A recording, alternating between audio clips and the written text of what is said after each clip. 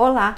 Hoje nós vamos conversar sobre dinâmica do processo de envelhecimento. Para trabalhar com harmonização facial é super importante que nós tenhamos conhecimento sobre as características faciais que acontecem com o envelhecimento, né? Então, quais são as alterações que acontecem a nível ósseo, muscular, os coxins de gordura, a nível de pele? Para quê? Para a gente saber o que nós estamos tratando, quais são as alterações que nós estamos tratando.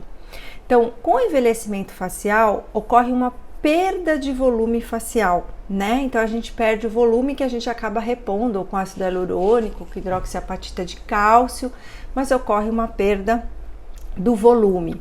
Nós temos os fatores extrínsecos e os fatores intrínsecos que interferem no envelhecimento. Os fatores extrínsecos é o que? Sol, fumo, né? Se a pessoa é um atleta, por exemplo, um maratonista que oxida demais, alimentação, né? Tem pessoas que se alimentam demais de açúcar, carboidrato, o que acaba envelhecendo mais, interferindo mais, né, no envelhecimento. Se a pessoa faz reposição de vitaminas e minerais. Então é super importante na anamnese você entender a rotina do seu paciente, né? Entender qual é a qualidade de vida do seu paciente e explicar para ele que uma parte do tratamento depende da sua atuação e outra parte do tratamento depende dos cuidados dele, né? Em relação à qualidade de vida mesmo, né? Se ele se exercita de maneira muito intensa, ele vai ter uma oxidação maior, vai durar menos, tudo que nós fizermos vai durar menos no paciente, né? Então a gente tem que realmente orientar e perder um tempo nessa primeira consulta. Pacientes fumantes, né? Eu restringo muitas terapias, eu restringo o paciente fumante. Falo, olha, se você fuma nem vale a pena, porque não vai durar nada, né? O cigarro ele vai interferir em tudo, ele não vai deixar a gente, não vai ter oxigenação ali das células, né? Da derme, então é melhor a gente nem começar. Então a gente precisa realmente orientar o paciente, porque senão a culpa vai ser sua, né? Então tudo que a gente fala antes para o paciente é diagnóstico, é orientação. Que a gente fala depois, por exemplo, se o paciente volta e você fala, olha, não durou porque você fuma, aí vai ser desculpa, porque você não orientou antes. E nós temos os fatores intrínsecos que também interferem no envelhecimento, né? Quais são os fatores intrínsecos? Alterações hormonais, doenças sistêmicas, diminuição da produção de colágeno, de elastina, diminuição de fibroblastos, diminuição de atividades celulares, né? Então tudo isso também interfere no envelhecimento. Por isso que a gente sempre é bom aquele paciente que faz um acompanhamento, faz uma reposição de vitaminas e minerais. Quando a gente fala de tratar primeiro a pele antes de fazer outros procedimentos, para quê? Para a gente estimular a célula, falar, ó, fibroblasto, acorda, começa a produzir aí o colágeno que eu preciso. Então eu costumo explicar para o paciente que a gente faz algumas terapias antes para acordar aquelas células, para trabalhar a nível de matriz extracelular, para ter um resultado melhor no nosso tratamento, tá certo? A gordura subcutânea. Nós temos coxins de gordura na face e ocorre o quê? Esses coxins de gordura começam, além de reabsorver, começa a ter uma pitose. Por quê? Porque eles perdem estrutura. Então, o osso reabsorve, o músculo perde tônus, então aquela estrutura que segurava o coxinha ali, que tá perdendo também, né, tá se desfazendo também, vamos falar assim, que segurava aquele coxim posicionado, como tá tendo reabsorção dessas estruturas, diminuição dessas estruturas, esses coxins, eles ocorrem o quê? Uma pitose, eles começam a ter uma queda. Mais para frente vocês vão ver uma imagem que mostra isso. Enfraquecimento muscular, a gente perde o tônus muscular, né? Na verdade no corpo todo, só que no restante do corpo a gente consegue fazer, por exemplo, uma musculação e aumentar o tônus muscular. Na face, muitas vezes a gente não consegue fazer, até existem terapias, exercícios faciais, mas assim, que não são feitos de rotina, não são exercícios que nós fazemos de rotina como a gente faz para o restante do corpo, para melhorar o tônus muscular. Então a gente perde o tônus muscular da face, né? O que também acarreta o quê? Na perda de estrutura de sustentação. Ocorre diminuição do fluxo sanguíneo, né? E reabsorção óssea, principalmente da abertura piriforme e do zigomático. Vocês podem ver aí na tela, está projetado aí uma imagem, né? De um esqueleto que está mostrando aonde a gente tem maior reabsorção óssea. Então a gente tem reabsorção na órbita, a gente tem reabsorção na abertura piriforme, a gente tem reabsorção ali no zigomático. Vocês podem reparar que o paciente ele começa a ficar na frente como se fosse com buraco, é feio da gente falar, né? Uma depressão bem na parte anterior da face, embaixo dali da órbita, né? Fica uma depressão ali na face por conta de reabsorção do zigomático, né? Dessa parte anterior do zigomático, tá? A gente pode ver lá na foto também toda a mandíbula, né? Tanto anterior no mento como na lateral da mandíbula, a gente tem também uma reabsorção. Então, se vocês observarem as mulheres com mais idade, começam a ficar o quê? Com a mandíbula sem ser uma linha contínua, tem umas depressões na mandíbula por conta dessa reabsorção óssea que ocorre na linha da mandíbula, tá certo? Aí, vocês podem ver agora uma outra imagem que eu coloquei, comparando as duas mulheres, né? A mesma mulher com menos e com mais idade. O quanto que o coxim de gordura se desloca. Se você puder observar aí, ó, na região de temporal, é bastante que ocorre a queda desse coxim, a queda do coxim da órbita superior, se você vê ali, ó, abaixo da sobrancelha, bem ao redor da órbita ali, como o coxim de gordura também tem uma queda.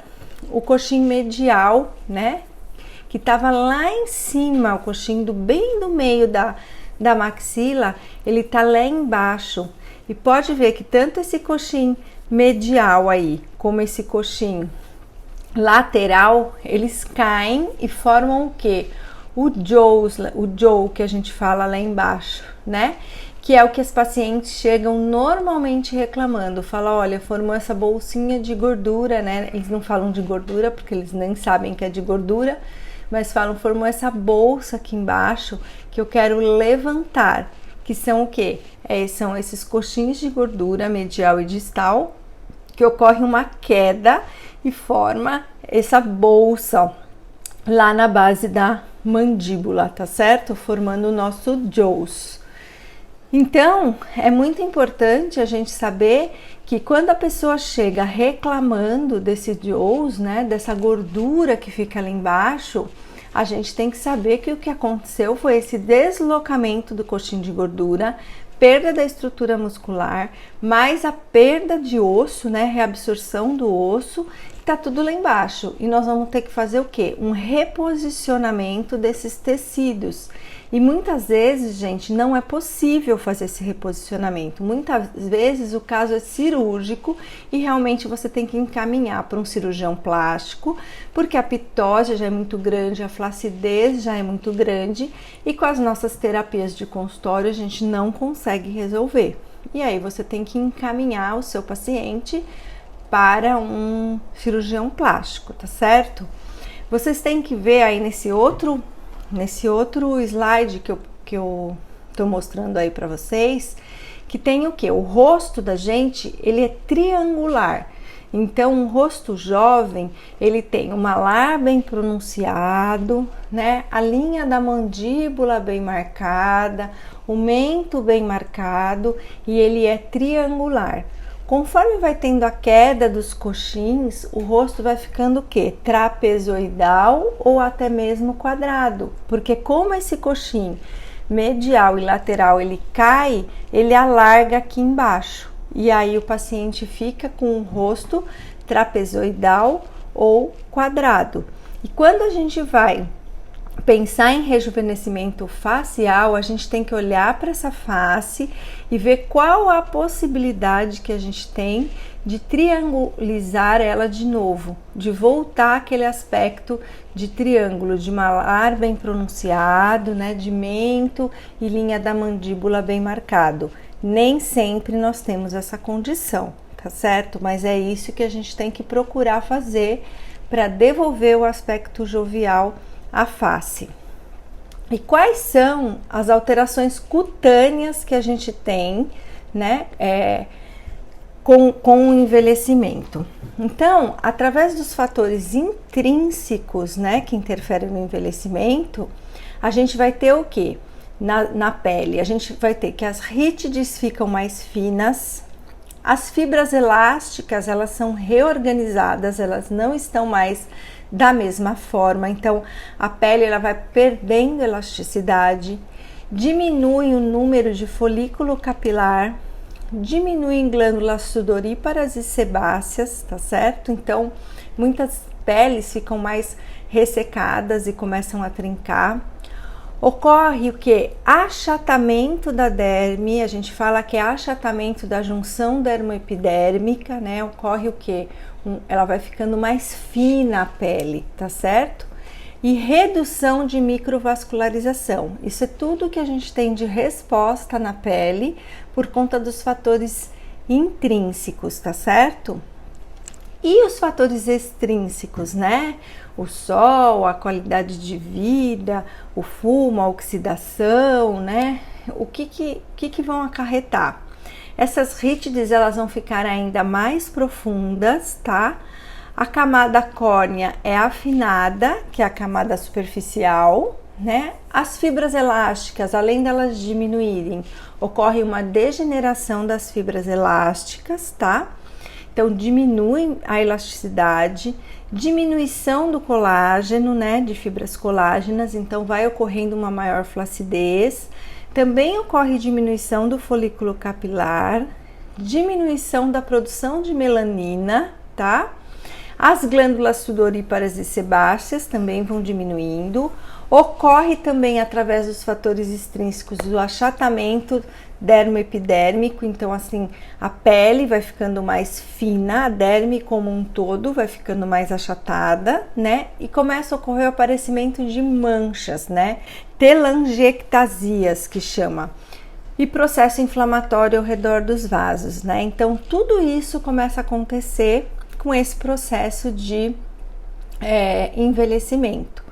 Então, a gente pode ver nessa outra foto que eu coloquei, que compara uma pessoa de 35 anos, uma de 55 e uma de 75 anos. É a mesma pessoa com alteração da face conforme a idade, né? Então, você vê que uma pessoa de 35 anos, apesar de já começar a ter diminuição aos 30 a 35 anos de produção de colágenos, né? Diminui fibroblasto, diminui elasticidade da pele, já começa a diminuir toda essa capacidade de produção de colágeno a partir dos 30 anos, ela ainda apresenta, né, uma face equilibrada, uma pele com brilho, ainda não apresenta, começa uma leve depressão anterior de maxila, né? Mas assim, não tem um peso palpebral grande, a comissura labial ainda está bem posicionada, né? A mandíbula, o contorno mandibular tá legal, você tem um mento aí bem marcado. Então, apesar de os artigos mostrarem que a partir de 30 anos, 25, 30 anos, já começa bem essa diminuição de produção de colágeno, você ainda vê uma face bastante equilibrada aos 35 anos. Quando chega nos 55 anos, que são 20 anos depois, o que acontece? Você já começa a ver rítides na testa, mais finas, mas já aparecem, Peso palpebral, né? Então a pálpebra, tem muitos pacientes nessa idade que chegam no consultório com 55 anos que a gente já tem que indicar uma blefaroplastia, já tem que indicar para o cirurgião plástico, porque o peso da pálpebra já é muito grande e mesmo a gente fazendo uma toxina botulínica para arquear a sobrancelha, não é possível a gente melhorar significativamente esse peso palpebral. Então a gente tem que realmente indicar para o cirurgião plástico, porque a flacidez já é muito grande. Com 55 anos, você pode reparar lá que você já tem a marca que divide ali, ó, na olheira da paciente, né, no sulco ali palpebral, você já vê que tem um sulco ali, né, da calha lacrimal bem marcado, certo? Então ali você já começa a ter a divisão dos coxins de gordura, o coxim medial e o próprio coxim subocular ali, né, que já começa a pesar, tá certo? Já aparece suco nasolabial, pode ver que já tem o suco nasolabial marcado. Essa foto não está de lado, mas você percebe no mento, ali na lateral do mento, um pré-jowls ali, que já começa a ter uma depressão, já começa a aparecer uma marionete, né? Então são as características, e 55 anos nessa foto, né? Uma foto de livro, ainda tá bem assim conservada essa paciente, porque normalmente com 55 anos, se a pessoa nunca fez nada, nunca se cuidou, normalmente esse suco naso ele tá mais pronunciado do que tá aí na foto, tá certo? E aí nós vamos lá para paciente com 75 anos. Então reparem que com 75 anos a testa já tá bem marcada, né? Já apareceu o 11 aqui no meio da testa, né? Entre as sobrancelhas, que a gente fala, o 11, que é por conta dos corrugadores, da hiperfunção dos corrugadores. A olheira, olha a bolsa, já forma uma bolsa, né? Tem pacientes que formam bolsa embaixo dos olhos, ali na região orbicular, né? Dos olhos ali. E aí a gente tem o peso do suco naso muito grande, muitas vezes com essa idade, dependendo desse peso, você tem que também indicar um lifting facial, indicar para o cirurgião plástico mesmo, tá certo? Fazer uma cirurgia plástica, porque dependendo do peso de tecido que a paciente tem, não adianta, tá? Não adianta trabalhar com fio de sustentação, não adianta trabalhar com preenchedor no terço médio, com bioestimulador, que você não vai conseguir reverter todo esse peso. Olha o pescoço, né? Costumo dizer que o pescoço mostra muito a idade, porque o pescoço fica muito flácido, né? O platisma ali fica muito flácido e assim é bem característico a pessoa cuidar da face, não cuidar do pescoço, então o pescoço entrega a idade. Se você observar as rítides em volta do lábio, tá? As rítides labiais, né? Código de barra que a gente fala, nessa idade também estão bem marcados. Pegar ali o lábio, pegar o ângulo da boca, né? Você pode ver que tá caído, fica com um sorriso triste, então fica com uma expressão bem pesada, né? Peso nas pálpebras, o jowls ali com peso muito grande, normalmente com bolsa ou uma olheira muito profunda, suco naso extremamente marcado. Então, se o paciente chega nessa idade para você e nunca fez nada, né? Dependendo da flacidez, realmente você não vai conseguir reverter, tá, gente? O quadro. Dependendo da paciente, a gente consegue sim entrar com bioestimulador, várias sessões, aumentar a espessura dérmica e fazer um trabalho legal de reestruturação de face. Mas é muito importante você saber avaliar esse peso e se realmente você vai conseguir prometer para o seu paciente algum tipo de resultado. Porque senão é melhor ser sincera mesmo e falar, olha, o seu caso é cirúrgico. eu tenho limitações para trabalhar nessa idade, então é melhor você ir direto para cirurgia plástica, que você vai ter um resultado mais satisfatório, tá bom? Então era isso que eu queria falar com vocês. É importante vocês saberem avaliar o que aconteceu na face de cada paciente, né, conforme a idade cronológica desse paciente, para vocês poderem oferecer um tratamento que de fato vai trazer algum resultado para esse paciente e ele vai ficar satisfeito, tá certo? Então era isso, espero ter ajudado e a gente se vê no próximo vídeo.